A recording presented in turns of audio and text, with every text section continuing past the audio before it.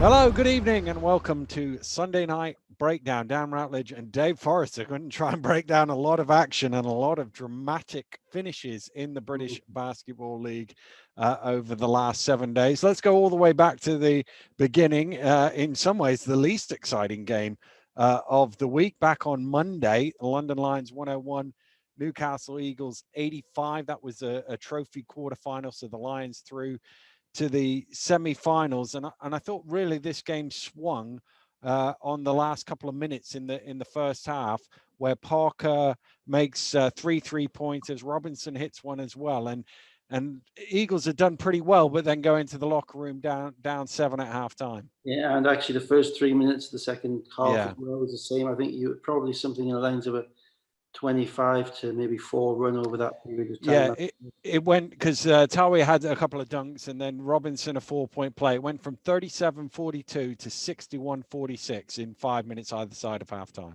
24 to 4 run. Newcastle got involved in the scoring race with London and on the road in that gym with a team that's coming off a cup final where obviously they're disappointed they lost. I couldn't see any way that they could win a scoring race. They put Dirk Williams onto Fletcher, which impacted his scoring ability. He didn't really impact the team's scoring ability because Newcastle scored the ball quite well. And obviously Newcastle also lost Maxwell early on. But the game, the trade-off in the game was always the two big guys for Newcastle always on court. And as you say, it was Parker that broke the game open as the stretch four because it was Adenikin and occasionally Defoe who were having to guard Parker. And also without going to guard Liggins, it became difficult. And I think in the game, Parker and Liggins made 10 threes between them. Yes, they did. 10 of 18. Well, you got no shot. You got no shot of beating London because you're going to get stuff from Justin. You're going to get stuff from Kevin Ware. You're going to get the big guy getting any putbacks and all of that stuff. You just got no shot on beating them if you give up 10 threes to Liggins and Parker because they're all rhythm threes. So they're all shots that you can take away if you've got the right guys guarding them in the right way. And then in the middle of the third quarter, Newcastle, I think, last throw of the dice, they went to a zone. And London just shredded it with threes. Yeah. They just shredded it with threes to the point whereby it was almost like London were giving up a three at the other end and they didn't really mind. No. Well, that's the thing. Newcastle end up 13 of 28 from the three-point line. You think, wow, that's really good, and yet they get beat by 16. Well, Maxwell came back on the court and scored the ball a lot. But even then, 12 points down at the beginning of the fourth quarter, there was still a shot. But Fletcher sat down the first 2 minutes of the fourth quarter, and by the time he came back, it was an 18-point game. And 18 points in 8 minutes of that is just, you've got to be chipping in from the very beginning if you're going to come back 12 against London. So no, it was a well-deserved win, but 15 of 30 and 10 of 18 for the forwards from the 3-point line. You just have no shot at beating them. No. Let's move on to Wednesday then. Lions in action again at Surrey, and this one finished Surrey Scorchers 97, London Lions 98. Ryan Richards got them off to a flying start. They were 11-2 out. The Scorchers, but then London, we've talked about it a number of times. They are either 3-point shots or at the rim, and when the threes start going in, that's when they're in their full rhythm. They hit Robinson and Parker were hitting threes, and they got up 12 midway through the third quarter, and they were still up 8 with 5 to play. And you think London will just see it out, but credit to Surrey, they found something in recent weeks, and it's coincided with obviously Cameron Hildreth joining the team, but they've got a little fight about them and they push this one right to the end. Yeah, they've got more togetherness about them. You can see it. London, I think, flipped a switch. Or London thought they had the ability to flip a switch. Because I think they had 8 points in the first 8 minutes of this game. And they were missing layups and they weren't getting to their spots and that D wasn't great. Obviously, they're coming off a 15-point win against Newcastle on Monday, so they feel good about themselves. And possibly they weren't entirely locked in. And then I think they scored like 90 points in the next 30 minutes or something like that. Surrey's defense still isn't great, particularly against scorers. But then again, Newcastle's defense wasn't great, and lots of teams' defense isn't great against London. Yeah. And you just thought that London were going to wear them down. But you're right about Surrey. Hicks was disappointing in this game. I think if they had a game from Hicks, then they really had a chance of getting over it. They were a better unit on the court with Hildreth and Raftopoulos because Raftopoulos made some shots down the end. And the advantage of that, Hicks, by the way, 7 points was a -10 on the plus minus. Yeah, and it's an interesting kind of backcourt combination, the Hildreth-Raftopoulos one, because on the face of it, Caelan is the point guard, but he's not really. He's a dynamic two guard. He's a shooter. You don't think of him as a two guard because he's maybe only 5'7" or 5'8". Yeah. But he is. He has the mindset of a two guard, and he can score basically from anywhere if he's in a little bit of space. And Hildreth is actually more of a driver and distributor than he is a shooter. So that kind of combination, worked particularly well. They also did get a lot from Richards, and that's been one of the stories of their improvement. It's kind of started a couple of weeks ago when he came off the bench and he started, dominating. I think it was Manchester and somewhere else. Yeah. And I was kind of surprised that Creon put him back in the starting lineup because he'd done so well off the bench and he gave that bench unit a focal point. Yeah. But he did, and when he touches the basketball, when he's shooting the ball from 15 feet in, he doesn't shoot many bad shots. No. You think they're all going in because he's got the size, he's got the touch, he has the reach, he has that little kind of Hakeem Olajuwon baseline fallback, baseline fadeaway. And it's only when he kind of stands around and is out on the 3-point line, is kind of not moving much, that everything tends to stagnate. So he's given them a great focal point as well. And he was also wound up because it was London, I think. Against those guys at London because, let's be honest, London are where players would like to be. Yeah. What they're offering, given the backing that they have. So every game against London is a big game, and they're finding that now. So let's get to the end of the game. Macklemore hits a 3, makes it a 1-point game. London come down the other end. Minute to go. Parker misses a 3. Yeah. Surrey go down.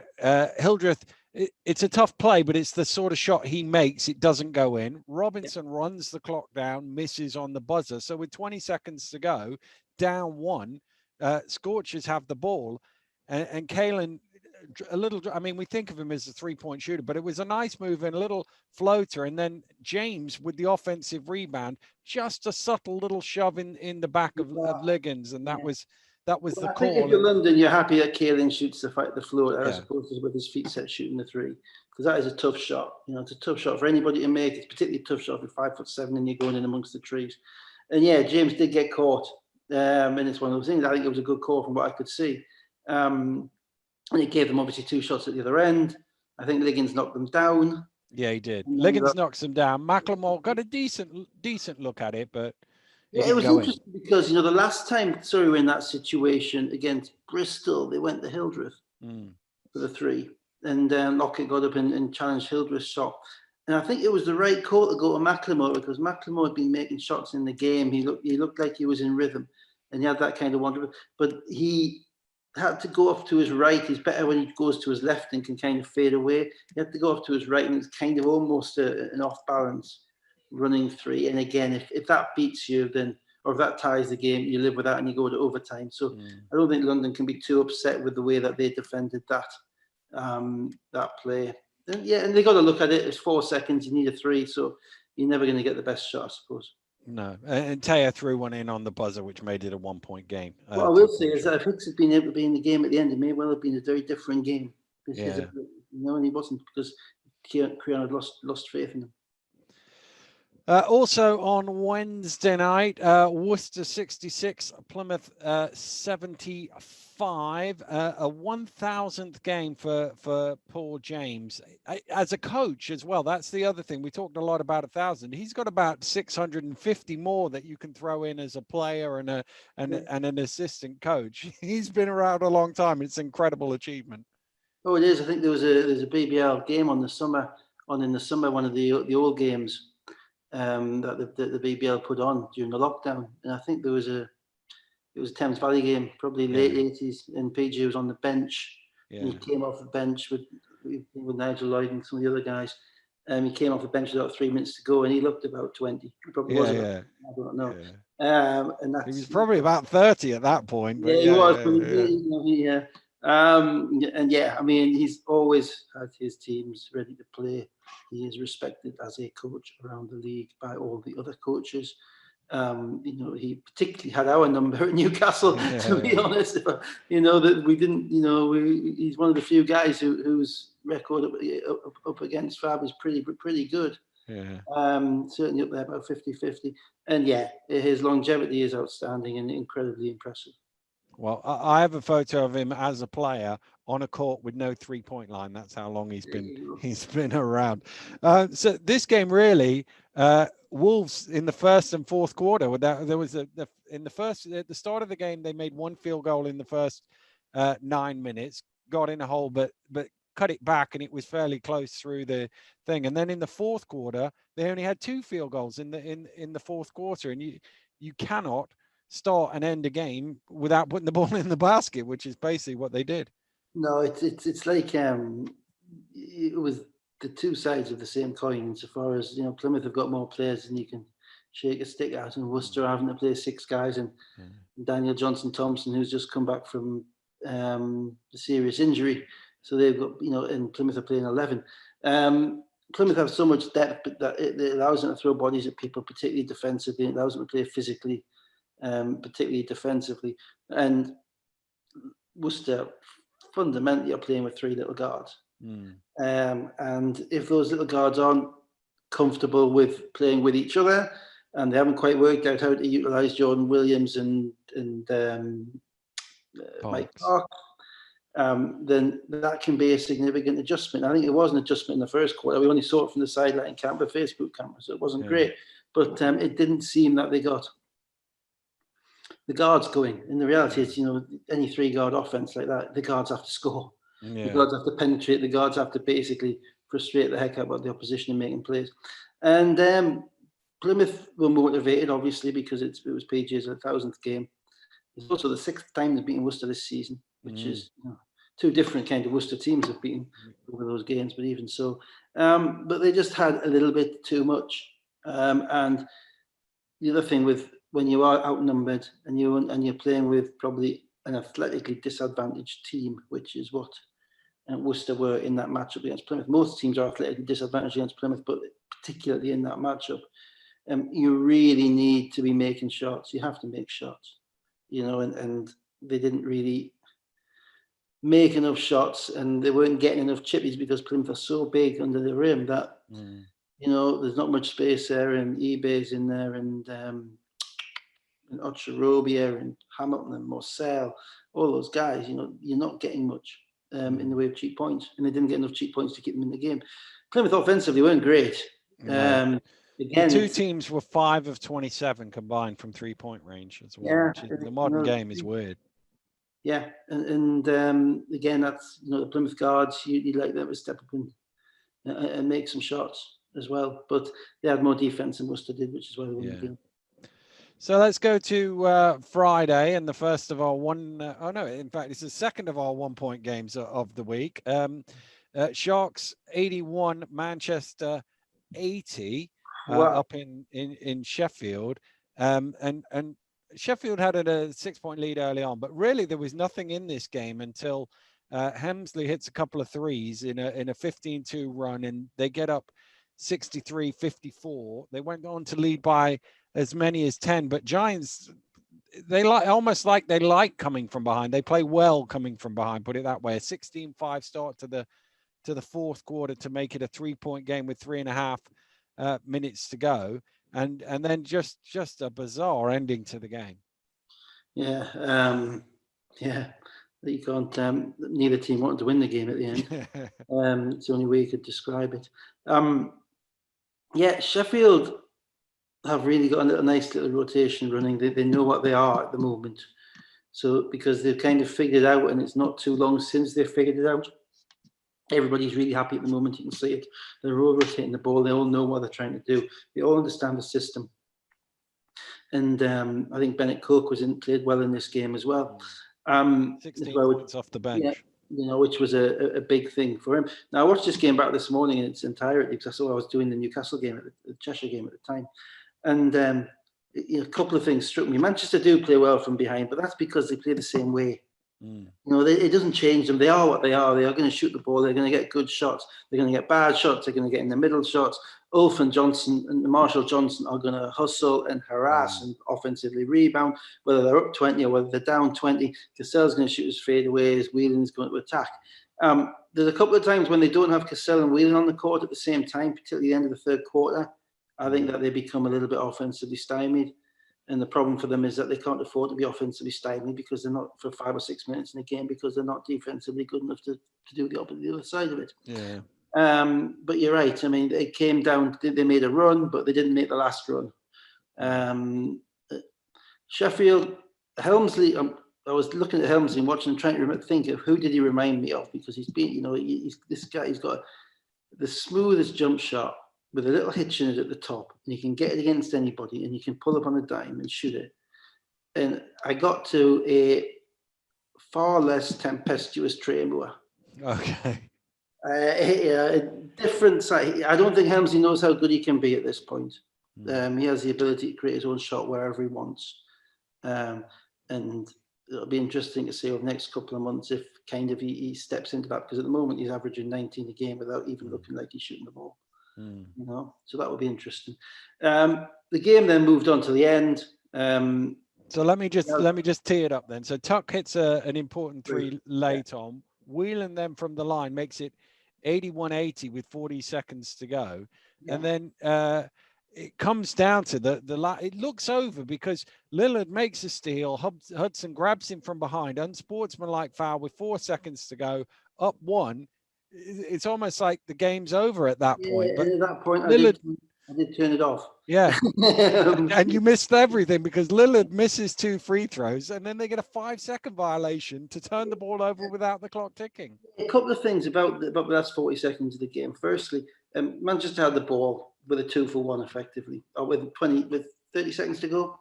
And they ran a 2-man game for Cassell and Satchel, which is fine. Cassell took it to the right, he threw it back to Satchel, dragged it out, and Satchel attacked. And when Satchel attacked on the wing, Marshall Johnson cut through to the other side. And this is where veterans win you basketball games. Because Mike Tuck was guarding Marshall Johnson. And Mike and a rookie or somebody who's not as experienced is going to follow his man through and clear out that side. And you can see the exact moment that Mike Tuck says, no, I'm stopping. And he doesn't look at his man, he stops, he turns around, he faces up, he makes Satchel pick the ball up early, he has his hands in the air, Satchel can't shoot the ball, he has to throw the ball across court, steal. That wins you a game. That decision by Tuck not to follow his man through wins you a game. Now, Lillard gets the ball, and Lillard gets away, and it's a good unsportsmanlike foul. It wasn't an unsportsmanlike foul because it was a fast break situation, even with 5 seconds to go. And then he bricks 2 foul shots. I mean, this is horrendously short. But you still think, well, so with 4 seconds to go, he's just going to knock down a couple of foul shots. They may get a Hail Mary at the buzzer, which should still be good. And then this is, again, it happened, if you remember, 3 or 4 weeks ago at Leicester. I mentioned it then. Helmsley takes the ball out. Yeah. And I just don't get it. I honestly do not get why you wouldn't want the ball in Helmsley's hands at the end, especially when it's a foul situation. It's an automatic foul situation. Manchester can't let any seconds run off the clock.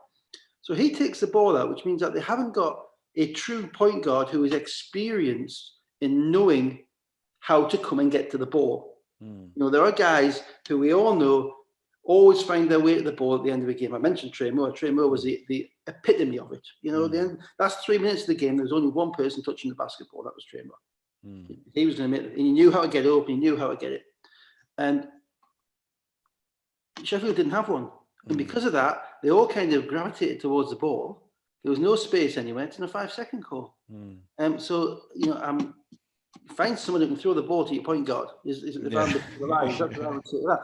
Then, so they got 4 seconds to go. Manchester down 1, and they've got a new life at it, and they defend it really well, Sheffield, because the ball comes into Cassell about 35 feet from the basket, and Retino does the right thing. He gets up on the top side of him, and he stops him going to his left hand dribble for his fadeaway, which is his shot, and basically Cassell can only drive forwards, and Cassell's actually not as good a scorer driving forwards as he is when he's able to get to his spot and then step back. He wasn't there. He drove forwards straight into a pack of Sheffield guys. So by the time he's able to get to his feet and shoot a step back, it was the hardest of hard shots. Yeah, to be fair to Lillard, having missed the free throws, it was him who did the final challenge on that shot. He came and helped and really that is because Retino sent him the right way. And that's a big thing. You've got to know where your help is and send it in there. So, yeah, I mean, Sheffield, I think, yeah, they tried to lose the game, but failed. Indeed. Let's move on to the game you were at and doing the commentary for. Newcastle 80, Cheshire Phoenix 73. And I watched this back and I saw Eagles get up 10 in the first half. And I was actually thinking, I just want to fast forward this to the second half, because in recent weeks I've seen this play out where the Eagles get in front, and it's actually how are they going to go in the second half? And actually they did pretty well, I thought, in the second half. And Sayers hit a couple of threes. Maxwell hit one as well, just to give them a bit of breathing space with 7 minutes to go. And then once again, the run came at them. Yeah, I mean, to be honest, this was not a good basketball game. Cheshire lost by 7 despite shooting 2 of 15 from 3 and 9 of 20 from the foul line, which tells you that Newcastle weren't that good either. I think outside of probably Fletcher, Maxwell and Ross, nobody could go out that game thinking they played particularly well. Hayes, I was commenting on commentary, Hayes was the key guy because Newcastle were having to guard him with Defoe, but he clearly wasn't healthy. He hasn't played tonight. He had a bandage on at the end of the game. He only played limited minutes. And the second quarter was about as sloppy a game of basketball as, I think Cheshire actually went on a 12-0 run in it, but it wasn't a good 12-0 run. It was a 12-0 run over about 7 minutes. Yeah. Which tells you that's not really a run. It's just a kind of a combination of errors. Then, Maxwell had been saved for the second half. He had 2 fouls in 7 minutes. And to be fair, his offensive game won the basketball game. Yeah. He made shots going inside. He made shots from the 3-point line. Free throws as well. And that type of game, suited him because he was up against Jimbo Lowell. He was up against Matthew Bryan Ammoning. So, he had a body to bang up against, and I think he's a little more comfortable that way. What I would say is I think Fletcher could have had 25 assists if his guys had finished plays, because I commented on it in the second quarter in the commentary, the amount of times he was getting them layups and they were missing. Yeah. It just wasn't great. But it was an important win for Newcastle because they dropped 4 or 5. Cheshire had won 5 league games in a row, came in flat. I thought, and Ben basically said afterwards a few of the things that I didn't dare say on the commentary. So I wish I actually had said them on the commentary. Where he basically said, "Look, we weren't ready to play at the beginning, and we weren't, locked in relation to foul line." I think I got the impression that Matthew Bryan Ammoning was talking a little bit more than he needed to. I thought that was kind of dragging the personality of the rest of the team down a bit. It just all seemed like it was a game of sideshows, game of things that weren't quite right and weren't going right. So on to the next one, I think, for both teams. Yeah, and it became an even better win for the Newcastle as the weekend went on. Maxwell, by the way, plus 24 points. Yeah, I mean, he was the difference because of his touch. So Bristol 89, Surrey 67. And this one, really, Josh Rogers comes into the game at the start of the second quarter and just on fire. He made 11 points in a row he scored. He took it from a 3-point game out to 31-17. Hildreth did drag them back into the game a little bit before half time, but then Wiltshire hit some threes early in the third quarter, and they look pretty comfortable, really, Bristol, in this one. The team has gone to Wiltshire, and Wiltshire is good. The reason Rogers scores as a stretch 4 is because the spacing is better on the court, and because Wiltshire is extremely good at both stretching the screener rollout, so he can stretch it all the way out to create space for his screener, who can then pop out to the 3-point line. Or taking a couple of dribbles inside and throwing the lob and just spacing the court, just running the team. I think Mockford got injured in this game from memory. Only played 10 minutes. Yeah. And it's probably the first time that, I've looked at Bristol and thought this is actually the lineup I would like to start with, which was Wiltshire, Okorafor, Lockett, Baker and Edozie. Then you have Delpeche coming off the bench to give you scoring, which is the way it worked. Surrey struggled a little bit with the physicality, I think, of Bristol there. And they do have a lot of bodies, so they're still kind of working each other out. And obviously had played London hard on Wednesday night, which was really a physical game for them. But in they Bristol, shot really badly as well. They couldn't get anything to go. They were 23 of 75 from the floor, 7 of 24 from three. Hildreth was all right, but everybody else, shooting numbers were pretty poor. So yeah, not close.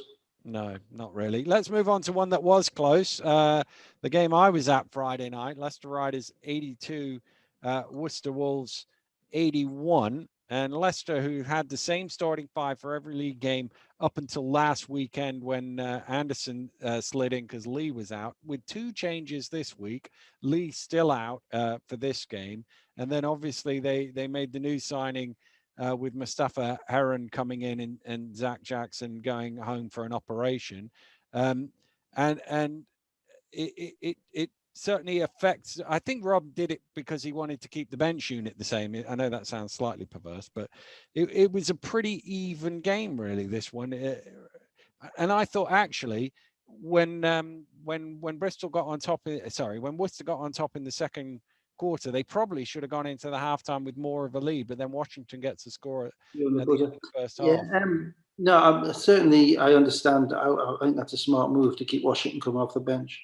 I think that they are so set in their system, in the way they play, and the units are so set and so impactful and effective. Then changing one changes another one and changes another one. On top of that, you want to get Heron into the flow as quick as you can. But the reality is that with Jackson, they had the best starting five in the league, and in fact, I think the top 5 plus minuses in the league were the Leicester starting 5. So that's a loss. And now Heron's clearly very talented, but he hasn't played for a year, so he's going to take some time to get into it. So that that unsettles you. Then you're playing without Lee, who is your glue guy, like the Eagles with Gordon, like the Lions with Liggins, whatever. He is their glue guy. So that thrusts Jamel into the starting lineup, which is fine because Jamel can.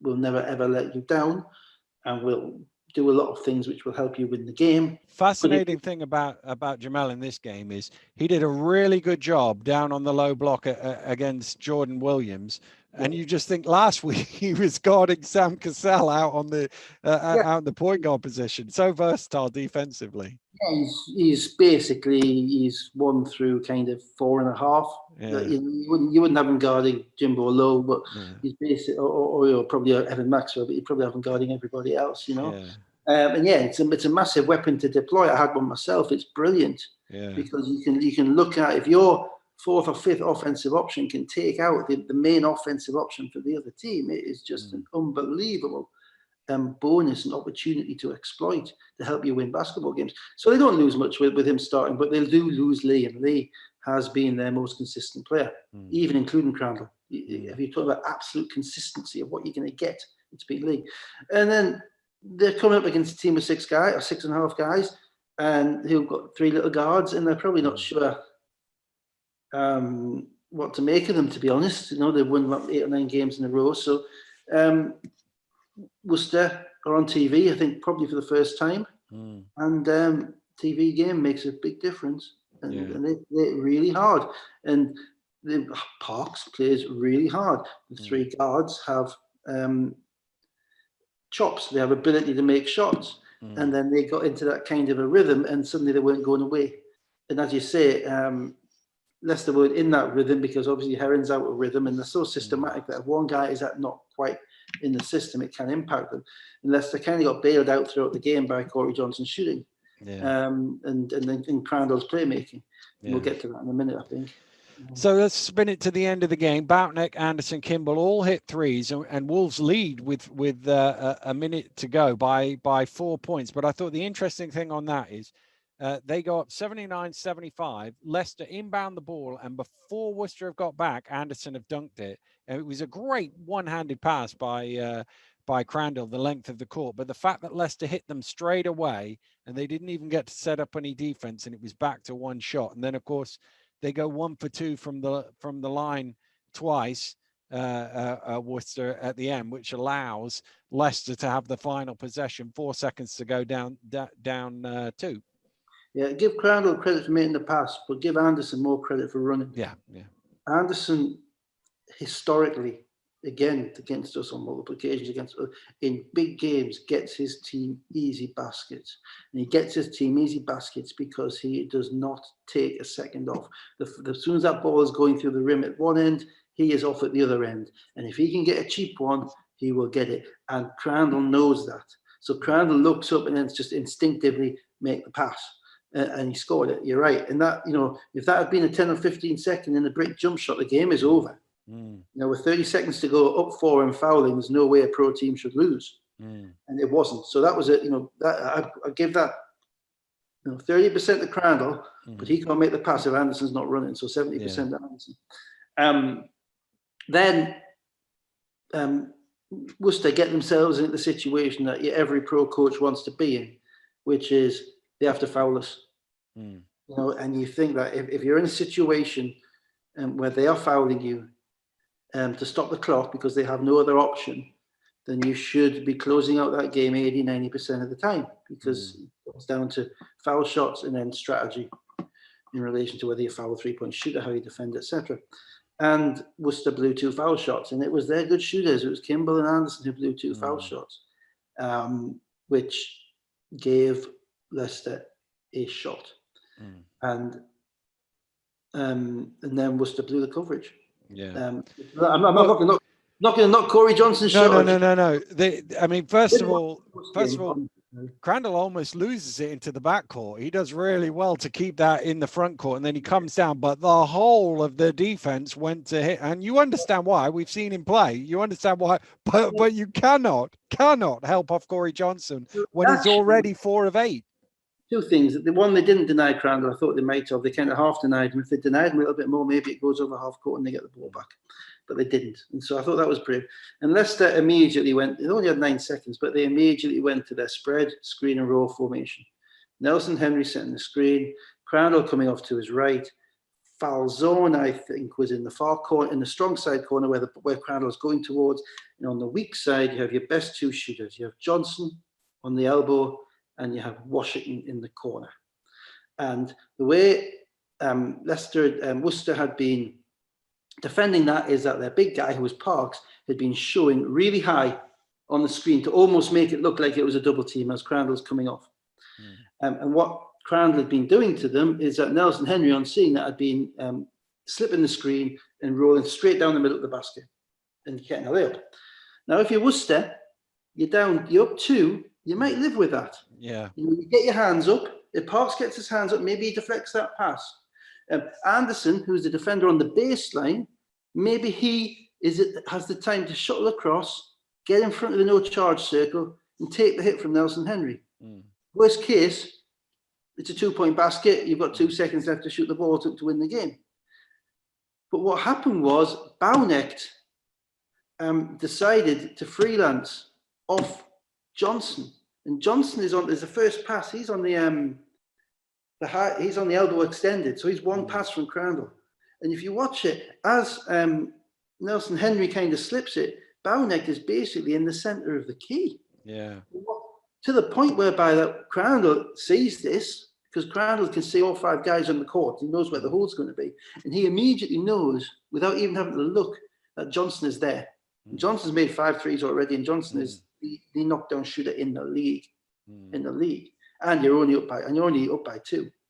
And he finds him, and Baunecht has actually gone so far to kind of take Nelson Henry away that it's Anderson, who is the guy who has to come off Washington in the corner, who's his man, has to sprint out to get a pretty good challenge on Johnson. But a pretty good challenge on Johnson is not enough, because the moment that he's in his shooting motion in that gym, you don't want to be risking your life on that. You have to expect it's going to go in. So I thought Baunecht blew the coverage. And I think he was over anticipating what might happen. He was trying to make a play for his team, but the odds he played were quite wrong, were just totally wrong. And, but again, even saying that, credit to Leicester, because they went straight to the hardest thing, probably the hardest formation in the league to stop. Which is the spread, screen and roll with Crandall and Nelson Henry, with your 2 best shooters on the weak side. Because we talked about Josh Ward Hibbert last week against Leicester. You don't really want to give up a shot on the strong side. We had that conversation. So, generally teams are staying at home there. So you put your two best shooters on the weak side and say, right, leave Johnson, we'll beat you. Leave Washington, we'll beat you.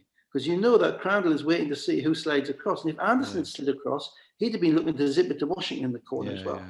So they got it. This is why this is why I've said before. And actually, there was enough time there that if Anderson had got to Johnson, he could have kicked it to the corner and still had time for that shot as well. And that's how I knew it was a blown coverage, because Baunek doesn't. They hadn't talked about it, because Anderson comes out, but Baunek doesn't run to Washington. No, if Baunek did run to Washington, that would have been what they were planning, but he didn't. He ran to the ball as well, because he thought, okay, we got a problem. Anyway, so then Worcester get a shot. Yeah. And to be fair, Leicester seemed to defend him really well, and then he sneaked out, and they did get two hands up diving at him at the end. He had a 15-foot jump shot. I thought for a second it was going to go in off the backboard. But he didn't. He wasn't able to keep it online, and you would probably want the ball in Kimball's hands, well, as we'll soon see at that point. But Worcester ultimately, two missed foul shots, a blown coverage, and a team who doesn't know how to win against a team who does know how to win. Yeah. Repeatedly. Right, let's move on to the game down in Plymouth. Plymouth Raiders 63, Glasgow Rocks 60. I'm going to talk about the first 5 minutes and leave you the other 35. Yeah, first 5 minutes, Rocks made 3 3-pointers. There were shots going in at either end. It was 15-12. They were on pace for 120 to 100 and whatever. And then it all fell off a cliff after that. Nothing was going in. It was a hard watch, to be fair. It was. And my recollection was that I think there was 21 players played in the first half. And the benches, to be honest, were horrible to watch. Both teams, both Gareth actually played really well. Delph was hitting everything. Everything. Good numbers, but all shots as well. It's not just all around the ring. And then I think in the next 15 minutes after that, I think Glasgow had 4 field goals. Yeah. 3 from Fraser Malcolm, a 3 from Isa Brandon, a 3 from somebody else, maybe Delph. I think, yeah. And that was it. They must have been 4 of 20, 4 of 25 in that time. And it was a time when you had 4 or 5 bench players playing on. And I'm not sure that they are deep enough to be able to sustain a lineup with 5 bench players playing on. But then neither really were Plymouth. No. Because Plymouth also had 11 guys playing. They got rescued by Will Neighbour off the bench, which, when he plays as a 4 with eBay in the middle, he stretches the floor that way, and eBay cleans up everything. And when he plays as a 5, then he just stretches everybody out, and he's tough to guard. So Will Neighbour had about 20 points in the basketball game. And and you thought this is just another of those games that is just going away. But it's eerily reminiscent of the game they played last time. Yeah. And, Plymouth up 13 in the middle of the third quarter, and you think Glasgow just can't score enough to get anywhere near this game. But it's almost like Plymouth's juices weren't flowing.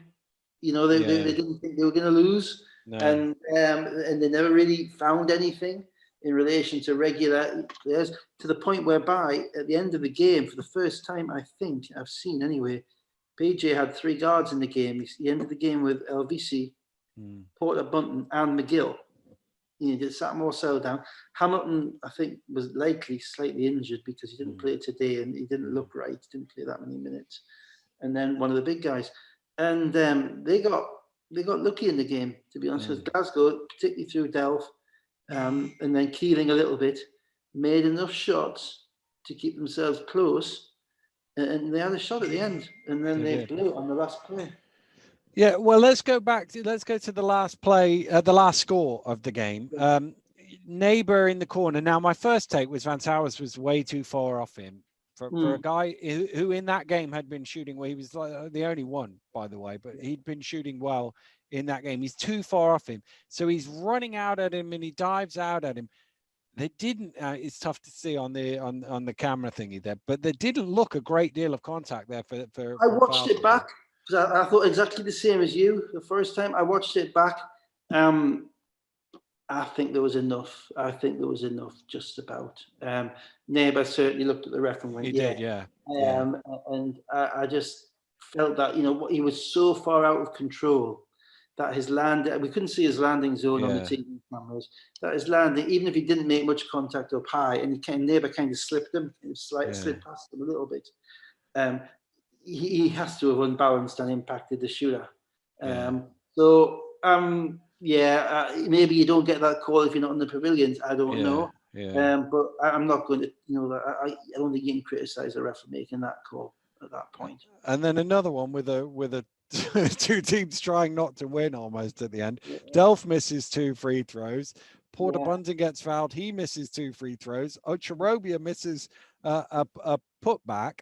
And then so they have the ball back, Glasgow.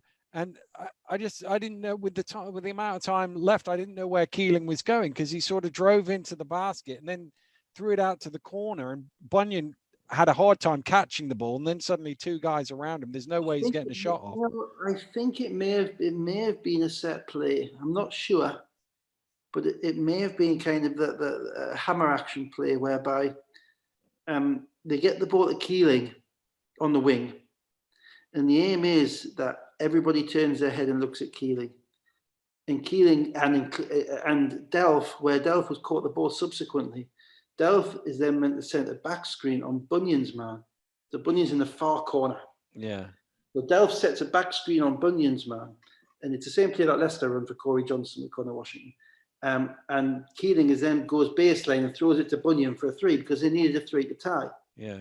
And I think that's what it might have been. But it didn't convince anybody, because Bunyan, when he caught the basketball, had, I think, Porter Bunting draped all over him. And it may well be that the 1001 games of wisdom of PJ had said, no, you are not going to let Bunyan shoot a 3. Anybody at Bunyan, do not leave him, because Plymouth did a good job in that you don't need to defend inside the 3-point line. You're up 3. You don't need to defend inside the 3-point line. You don't sag. Now, the reason I think it might have been that is because of Delph, because Delph was kind of stood in no man's land. Yeah. When Bunyan Bunyan threw him the ball. Yeah. And then he went to dunk it. Yeah, and he missed it. Which was nonsense. It was absolute nonsense, because of 3 seconds to go or less. And there's nobody in front of him, because quite properly Plymouth don't care. Yeah. And he's got Gareth coming down on the wing, on the other wing. If he'd actually looked across and thrown the ball out to Gareth, maybe Gareth gets a 3. But the fact that Delph was inside the key in the position where you would normally set that back screen, as opposed to spacing out to the 3-point line where his team needs him if he's going to make a shot, led me to believe that it might have been a set play.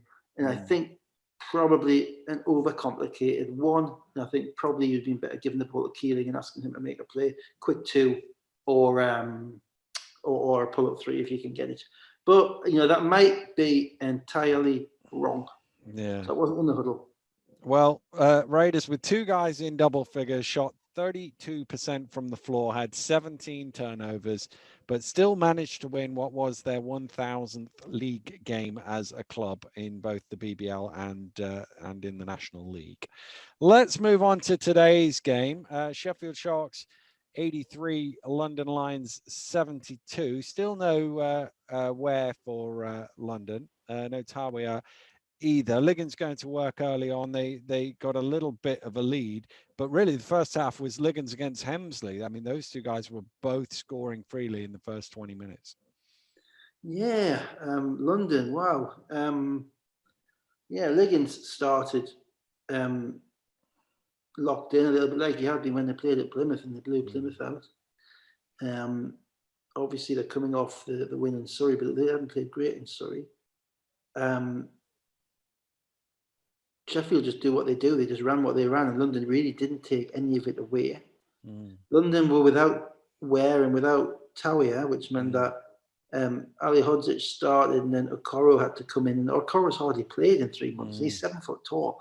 So if you've hardly played in 3 months and you're 7 foot tall, you know, it's a tough ask to come into a game like that and just play. You know, everything is just not quite moving the way you'd want it to be.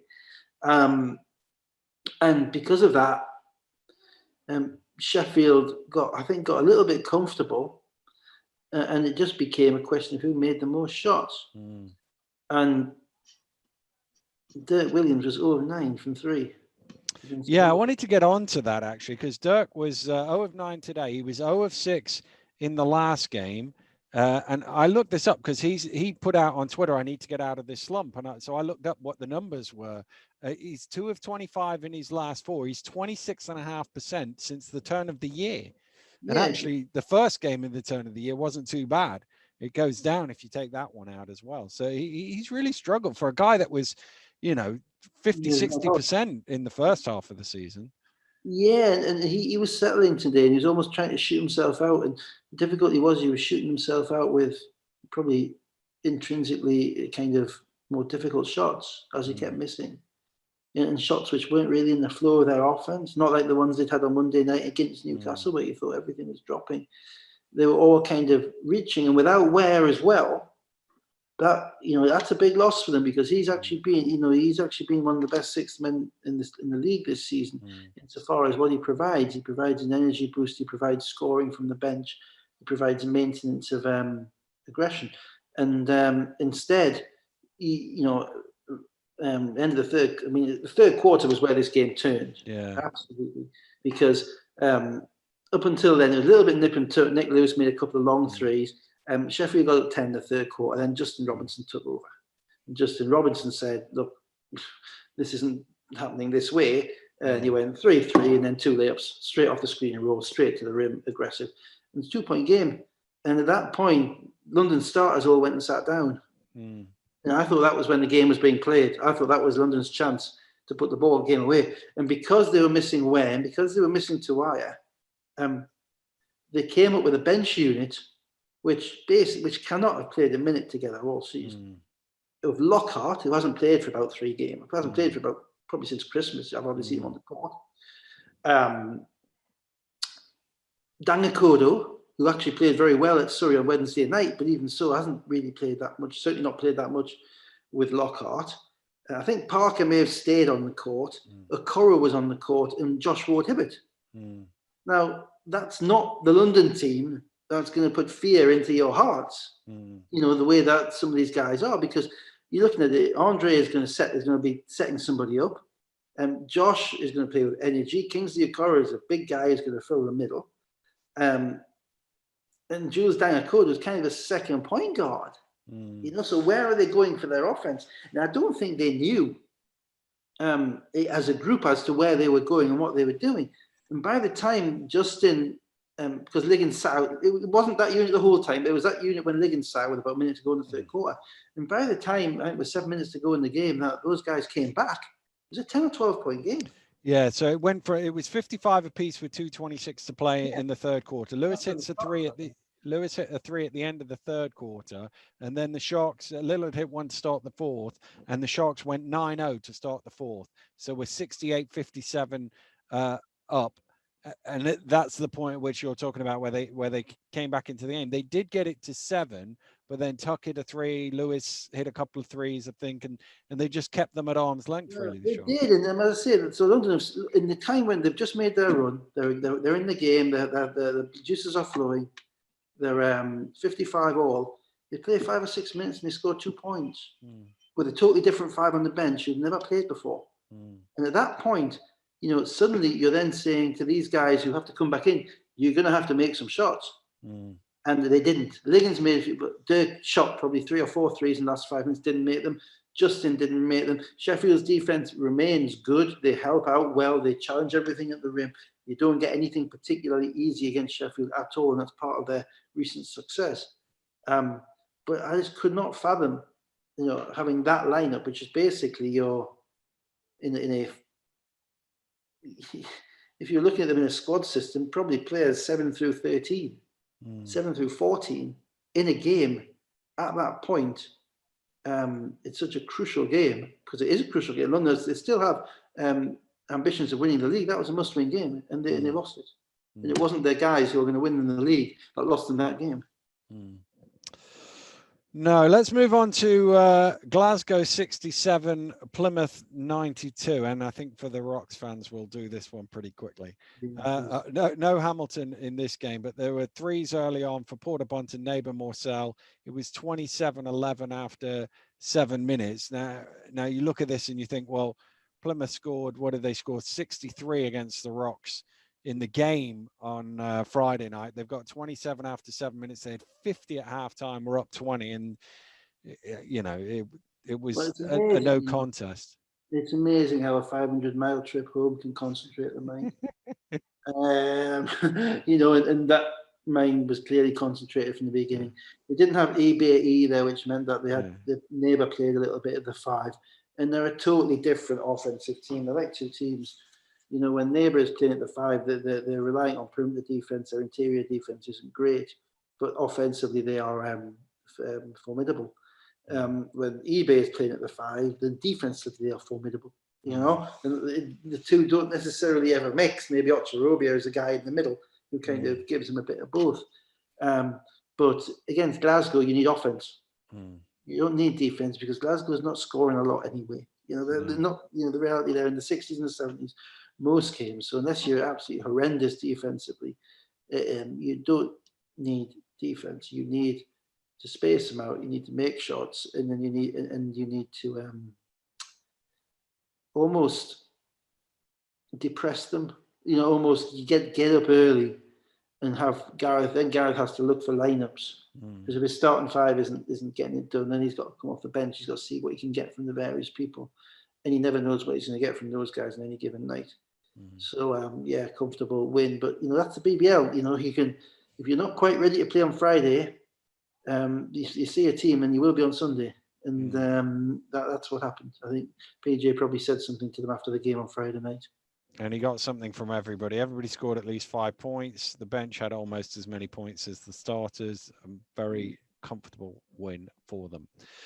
Right, let's go to Worcester Wolves 84, Leicester Riders 82. This one in overtime, and Leicester had William Lee back, but he got 2 early fouls and basically didn't play in the first half after that second foul. Crandall also got a couple of early fouls, and it sort of threw Leicester out of rhythm early on, and there were spells in this game, but actually for a lot of it, it was reasonably close. But the difference for Leicester was when Crandall was on the court. I mean, he played 11 minutes in the first half. He had 13 points and 3 assists at half time. Yeah, well, I think that is, you know, like I said a couple of weeks ago, that, you know, you have to win the minutes when he's not playing. And that's, if you're going to beat Leicester, that's really something that is absolutely critical. Lee still didn't look absolutely right. No, he didn't. I mean, he got one baseline dunk, but even there was no, it wasn't his normal panache, if I can put it that way. He wasn't moving around the court the way that he normally was. So, you know, I understand why they brought him back, but I don't think they got that much out of him. Obviously, Heron showed a little bit in the second half of like, oh, okay, this guy might be able to be quite useful in this league, but he's still probably 2 or 3 weeks away from properly integrating and getting healthy and showing everybody what he can do. So Leicester, for once, had some moving pieces. You know, they don't normally have many moving pieces. So they did. On top of that, they were playing against a team that played on Friday who knew them. So there was little in the way of, you can prepare a team scouting as much as you want, but if they've not seen that team before, your players still won't necessarily get it right. But your players will get it right if you've seen them on 48 hours before and you've had a gut-wrenching loss. Yeah. So on that basis, you know, suddenly Corey Johnson is 1 of 9 in this game instead of the 5 of 7. You know, it's amazing what a game-winning 3 does for a player's memory, doing what the hell they meant to do in the first place. Yeah. And it did. So Leicester had some moving pieces, and then the kind of the final moving piece was the refereeing and how it impacted Leicester, and particularly how it impacted Crandall. Yeah. That caused issues which we'll get to in the beginning of the fourth quarter. Yeah. But we might as well spin it forward to that now. Let's get to that. He obviously got a third foul early in the third quarter. Then he gets called for a push off on the fourth, and he sort of gives the ball back to Keith Williams, the official. Now he might have said something, we have no idea, but I thought it was for the sort of motioning of the ball. He gets a tee, Rob gets a tee. I think he got another tee as he was sat on the bench, Crandall, as well, as he sort of walked off as well. Yeah, I think the tee I think was probably what you describe as passive aggressiveness, and there's referees you can do that with, but Keith Williams isn't one of them. I'm afraid. We all know it. This is, the referees are as much a part of the game as the players, and you have to know your referees, and you have to know what they accept and what they don't accept. And I thought they were already in Gino's head a little bit. And the reason I thought that was because he sat down at the 5-minute mark in the third quarter, which is earlier than normal. And he sat out the whole of the third quarter. And he came back beginning of the fourth quarter, and he immediately took a couple of jump shots. You would say he jacked them up. Now, he made them both. Yeah, one was at the foul line. Another one was a 3-point shot. Yeah. And he made them both. Fine, not a problem. But they weren't typical Crandall shots. No. They were kind of, I'm here, I'm playing, get the hell out of the way type of shots. And he's normally a little bit more measured than that. So at that point, I was thinking to myself, he's quite hyper about this game. He's really into it. He hasn't played much. He's really come in to try to make an impression. And I thought the fourth foul that he got, and it was a critical point in the basketball game. Let's be clear, absolutely critical, because you couldn't see Leicester losing the basketball game with Crandall in the court. I thought the fourth foul he got was soft. I mean, I say soft. I thought it was wrong. He was called for an offensive foul 35 feet from the basket when he wasn't making a play to get to the rim. He was kind of leaning into somebody. The defender didn't fall over. It was. There's a lot of that kind of contact goes on, and when you're watching as many games as we are, you see it all. Yeah. And I can quite understand why that. Given that I think he was also a little bit, I think they were in his head a little bit at that time. Yeah. I quite understand why he turned around and did what he did. And again, another ref might have let that go. Yeah. But as soon as he did it, I said to myself, even before Keith blew it, I see him going, and I know it because I've been on the other end of it, and I know exactly when it's happened. We've all been there. Yeah. So, you know the court, know your surroundings, know your opposition, know yourselves and know your environment. And part of the environment are the referees, and you have to know that. So that and those foul shots kind of gave Worcester a leg up. So they made the free throws. They then scored on the ensuing possession, and with 6 minutes to play, Crandall out of the game. Leicester are down 12, 72-60, and Wolves made 2 free throws for the remainder of the game. And some of that is Leicester playing great defense, but some of it was them getting a little bit tight down the stretch. Washington, by the way, at the other end of the floor, Washington was amazing. 9 points and the assist for the foul shot at the end. I don't think Worcester got tight. I think they got rigor mortis. They ended up throwing the ball. It was basically everybody stand around, throw the ball to Jordan Williams 5 seconds before the end, and hope. And you were just looking at the clock for them and thinking, is this clock going to run out before Leicester catch up? Yeah. Well, that was it. And it didn't because of Connor. And that's a really interesting dynamic with Leicester, because Connor Washington, I've praised him at high heaven before for what he is. He's a GB guard. Yeah. He's probably 4th or 5th in line. Yeah. He's a Great Britain national point guard. Yet there are times, because of his natural team-first demeanour and the way that he is as a person, I think, as much as a player, there are times whereby he doesn't push himself forward to be what he can possibly be. Now, that's all about team dynamics, and that's not a criticism at all. It's pretty remarkable that somebody with his level isn't starting in this league. It's a massive bonus for Leicester. It reminds me when we had Charles Smith coming off the bench. It's Jesus, this helps you enormously. You've got somebody of that level coming off the bench. And sometimes you see it and sometimes you don't. But as soon as Crandall was taken out without the game, he flicked his switch. Yeah. And he became, the best player on the court without question. Yeah. And because of his decision-making, his willingness to push the basketball, his ability to finish at the rim, his ability to make passes in the screen and roll to Nelson Henry, he became mini Crandall. Probably a better shooter. less dribbling, better shooter than Crandall. And that's kind of going forward. It's a tough loss for Leicester. That's a really positive thing for Leicester out of this. That all somebody's got to do is to get into Connor's ear and say, "It's you. It's your turn. It's you. We need you." And he can produce like that. When any team could have jacked it in, or they could have missed a couple of shots. And actually, Leicester should have won the game in regulation because they got, I think they were down 2, and they ran the hammer play I was talking about, and Corey Johnson got an open 3 in the corner with about 30 seconds left, I think. Yeah.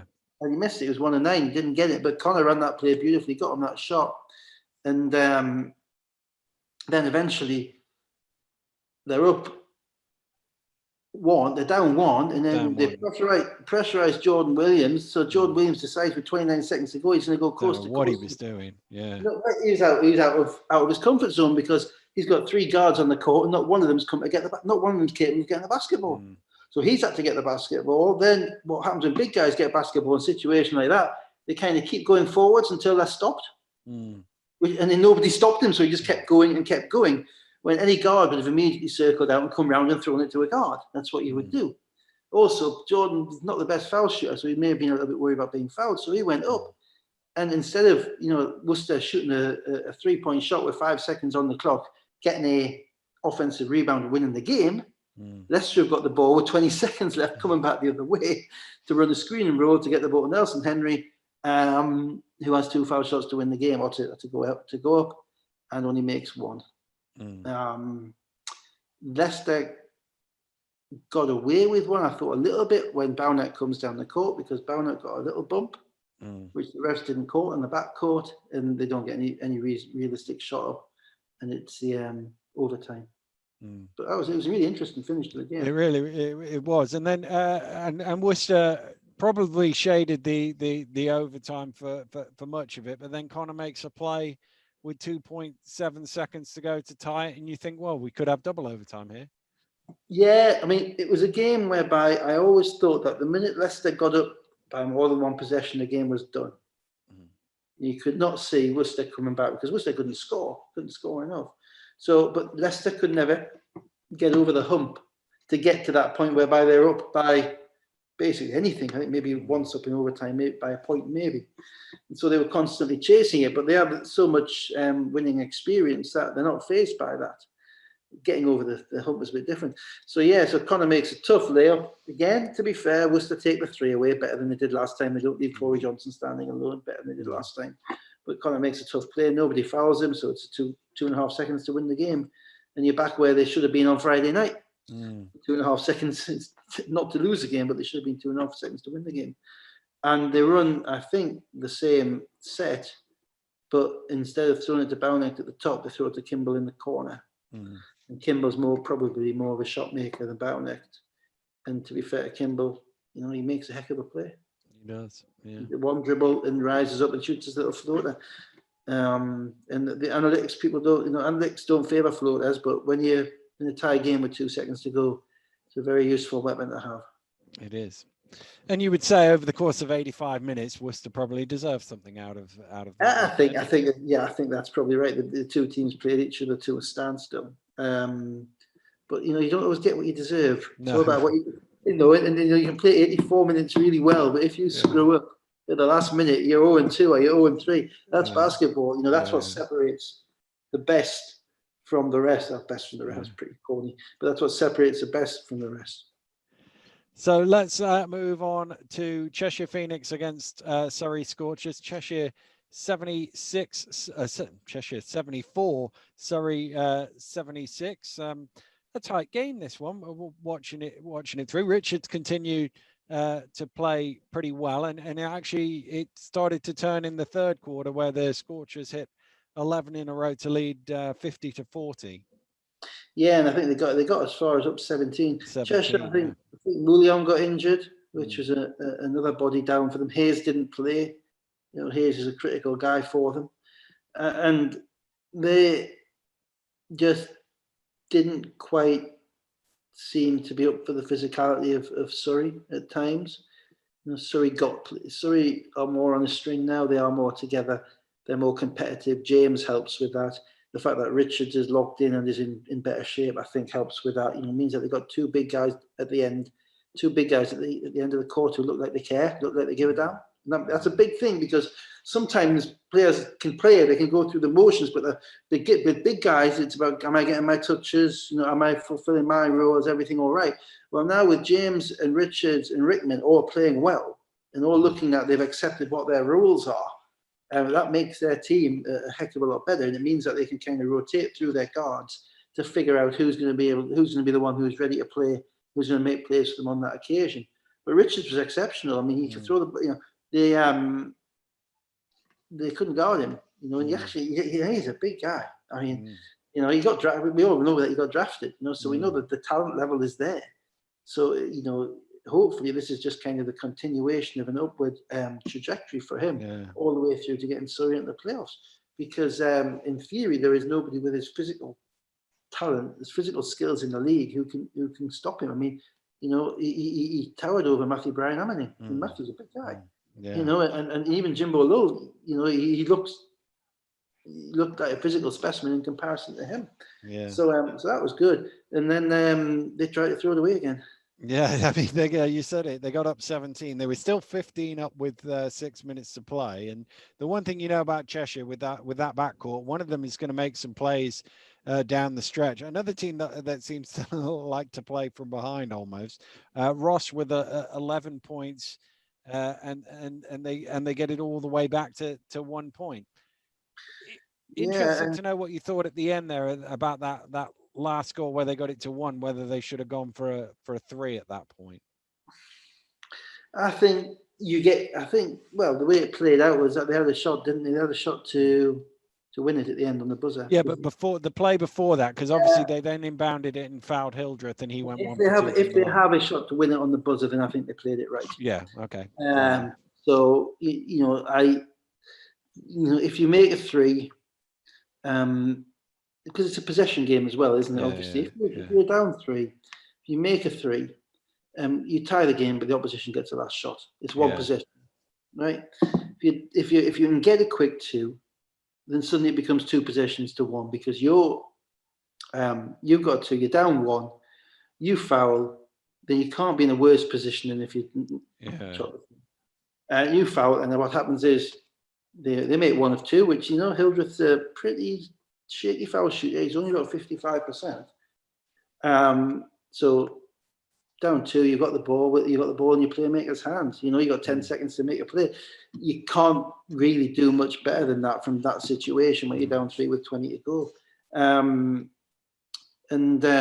Ross made a play, and Carey, I think, probably should have thrown it back to McCall at the top. Drive, swing it back to McCall, because McCall stood there with his hands up, and we know what McCall's like. It's whether there was enough time for another pass. That was the only question. Carey's kind of got a bit of a wind up on his shot. And because he got a wind up on his shot, that allowed Hildreth, who hadn't really played particularly well in the game, he struggled to turn the ball over a bit, but allowed Hildreth to come from the top side and block the shot and make a hell of a play. So the one thing that we're seeing from Hildreth is that he's up and down in what he can and can't do in relation to playing against men, playing against pros. But what he certainly is not afraid of is the moment. Yeah. And his basketball kind of IQ and competitiveness. Maybe because he's young, might be out of him by college, I don't know. But his basketball IQ and competitiveness is off the charts. And that's in comparison with, as I say, other guys on the court in the pro game.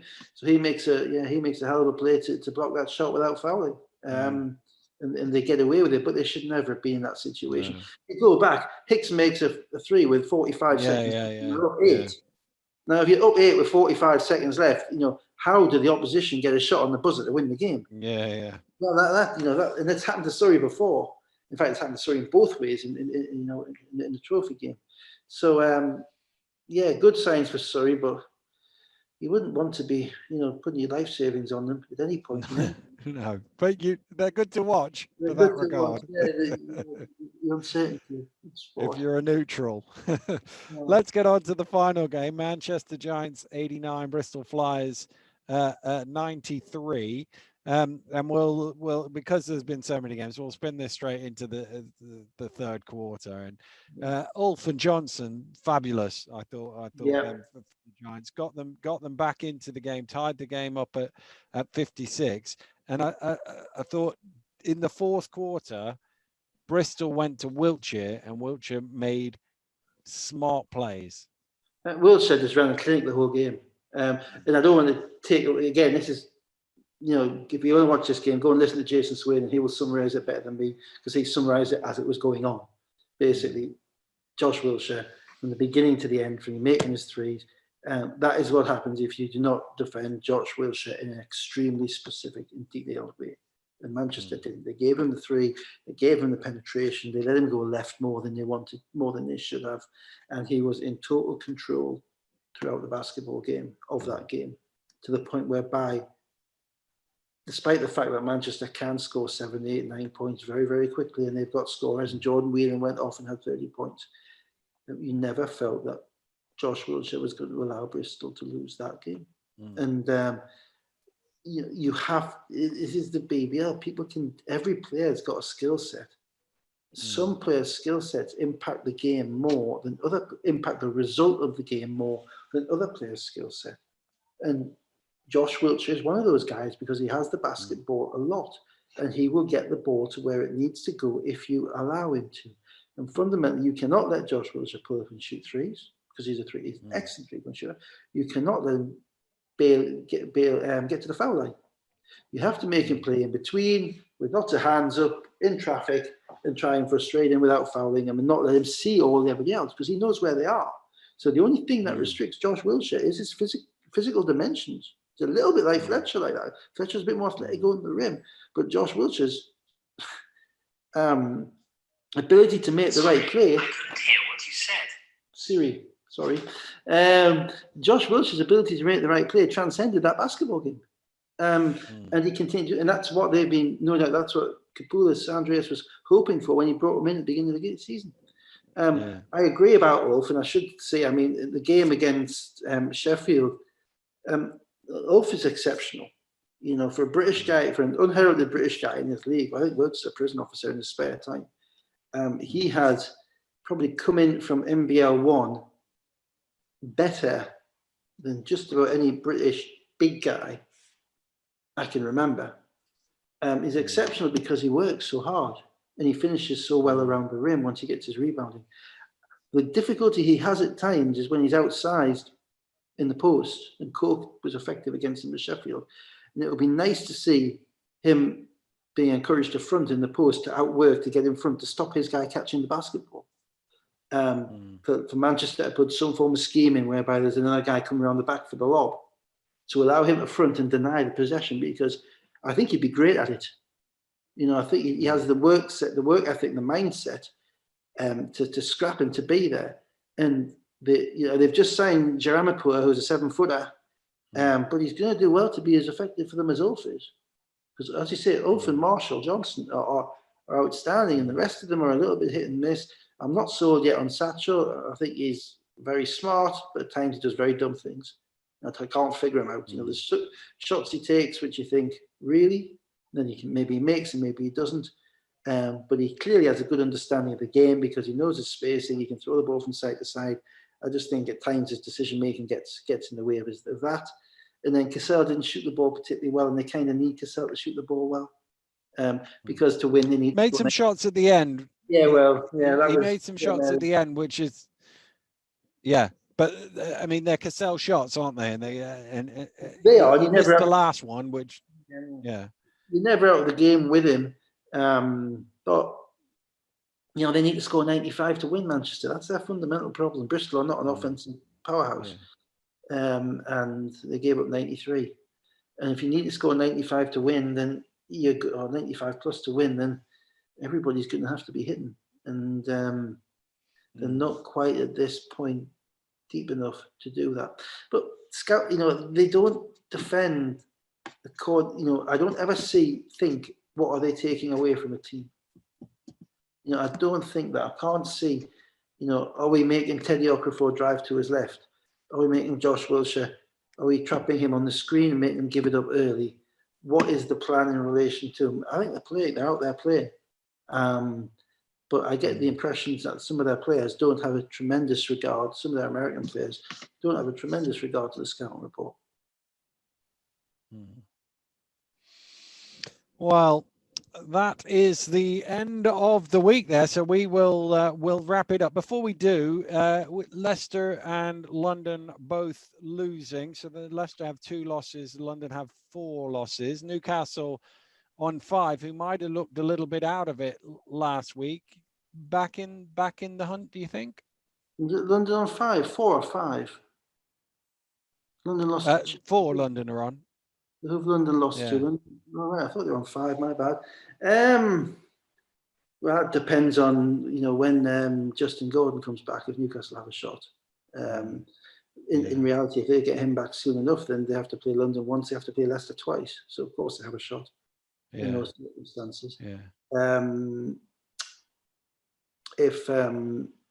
But they have to play. Newcastle have to play a lot better than they're playing at the moment. I don't see. They are 11-5. They have 14 games left, and they're going to have to be 13-1 to have a shot at winning the league. And at this moment in time, I'm not sure I can see them going 13-1 in the league the way that it is at the moment. But we're past signing deadline now. So the moment that you get past signing deadline, somebody turns their ankle and they're out for a month. Somebody blows their knee out. You can't replace them.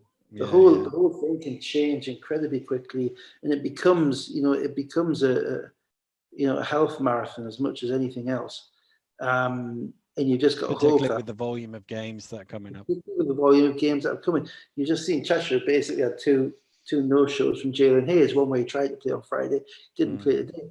They dropped both games. Ashley Hampton's out for Plymouth. How long is Ashley going to be gone for? Because against the better teams, he's a massive player for them. Said this about Justin Gordon. Is William Lee fully healthy for Leicester to be able to come back? And the London guys, Kevin Ware's not playing today. So anybody who gets a couple of weeks injury, which it takes 4 or 5 games, that can have a real impact at this point.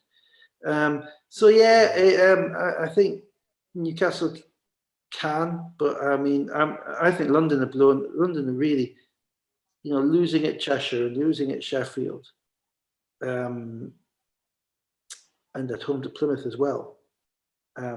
Those are 3 games that if you're London, if you want to win the league, you've got to win those games, and certainly not lose them the way that they did, which is basically not even having a shot to win them. And I'd be slightly concerned that, if any team can go 13-1 or 14-0 in the league, it's London, because of the depth that they have, because of the talent that. But they now are showing a vulnerability on the road, which is only going to get harder to deal with.